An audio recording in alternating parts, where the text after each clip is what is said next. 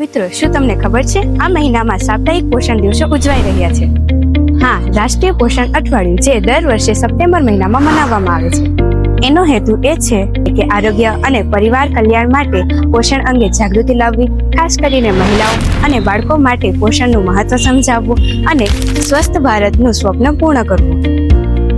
આ વર્ષે 2025ની થીમ છે eat right for a better life, એટલે કે સારું જીવન માટે યોગ્ય ખોરાક લેવો. મિત્રો, આજકાલ ફાસ્ટ ફૂડ અને અયોગ્ય ખોરાકના કારણે અનેક બીમારીઓ વધી રહી છે.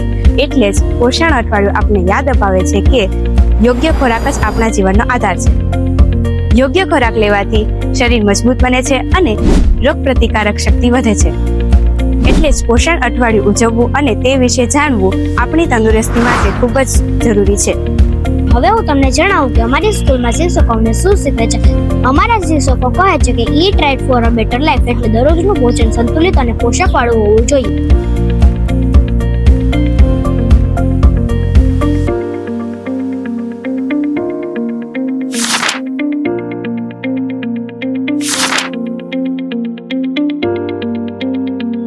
તેઓ અમને સમજાવે છે કે રોજના જીવનમાં સારો ખોરાક લેવાથી શરીર તંદુરસ્ત રહે છે. બાજરી કે જે હૃદયને મજબૂત રાખે છે. રાગી કે જે કેલ્શિયમથી ભરપૂર હોય છે અને હાડકાં મજબૂત બનાવે છે. રાજગરો કે જે લોહી વધારવામાં મદદ કરે. કઠોળ કે જે પ્રોટીનનો સારો સ્ત્રોત છે. મિશ્ર દાળની ખીચડી સંપૂર્ણ પોષણ આપે છે. મકાઈ જે ઊર્જા વધારે છે. રવો હળવો અને પાચનમાં સરળ છે.